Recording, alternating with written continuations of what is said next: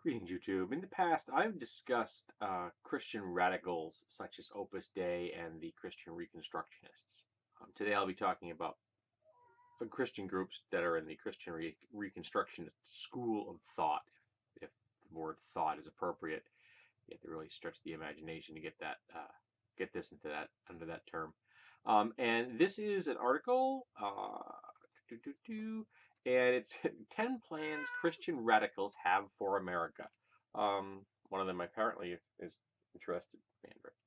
First is the 10 Mountains Mandate, and that concept is for Christians to take control of pretty much all aspects of society, so that they have complete control. So you're talking things like business, government, media, arts, entertainment, education, family, and religion. So they need to take control of each of these particular spheres of human endeavor so that they can then impose their theocratic worldview, because that is their long-term goal: to destroy democracy, to remove democracy, and to impose a Christian theocracy upon America. They are no different in any way, shape, or form than Muslim radicals who would like to impose Sharia law upon the world. There is no difference at all in these groups. Um, it's all ice cream, folks. The only difference is the slight variations in flavor. Number 9, capture the Republican Party, which they've done a remarkably good job of. They've been really successful in capturing a large part of the zeitgeist of the Republican Party, who are more than willing to impose their particular worldview um, on America using secular law. Yay. Um, 8, the end of pluralism, the whole concept that there is more than one God. So they want to completely eliminate the concepts that there is anything other than their particular version of the theistic worldview. Secular humanism, the concept of secular law, would be swept away. 7, undermining the Constitution. As you can imagine, to achieve these ends, they would essentially have to burn the Constitution, because there isn't any way for them to get what they want without doing so. 6, death penalty for gay people and rebellious teens. Yep, if you are a rebellious teen, you could be sent to the uh, to the gas chamber just because you're a teenager trying to figure out who you are. Not allowed. Um, yeah, that's gonna go. There's a little ad with the rainbow. um, Historical revisionism. You have this particular kind of a narrative to achieve their ends. They have to rewrite our own history to support their position, and of course they'd have to eliminate all reference sources that are not of material that supports them, because they would actually use some secular history, because that would give them a greater foundation, and it would help reinforce their toxic worldview. Here's one that's talking about this particular person named David Barton, who is one of the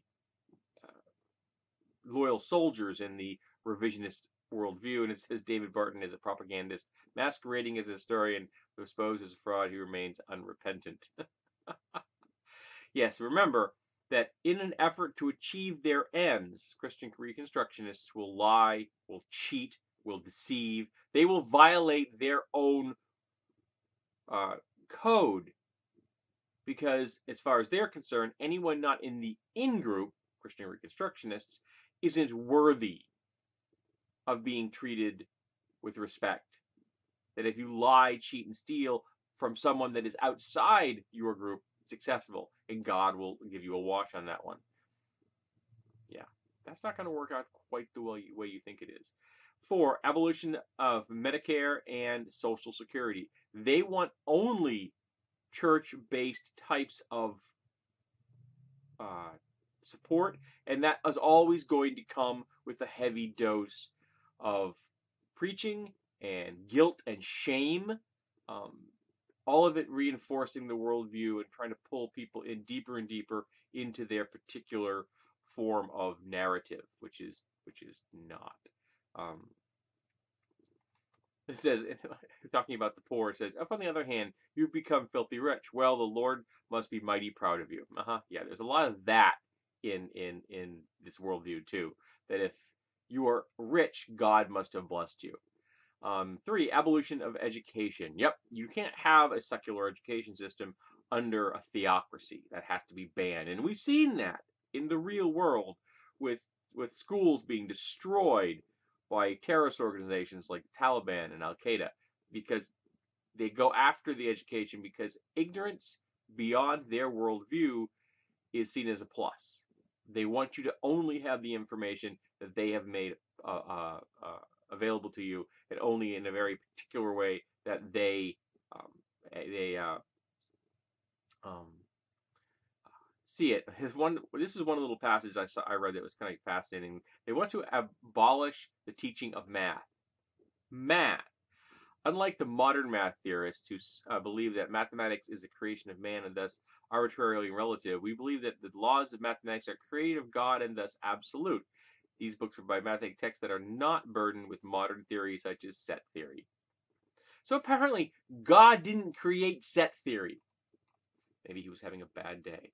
2, the subservience of women. That kind of comes with the whole thing here. All of these worldviews are part and parcel of patriarchy.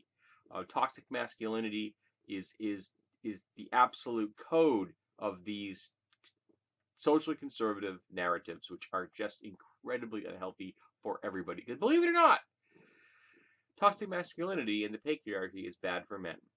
And then World War III. Yep, you can't have the ultimate goal of this worldview unless you finally achieve the end times.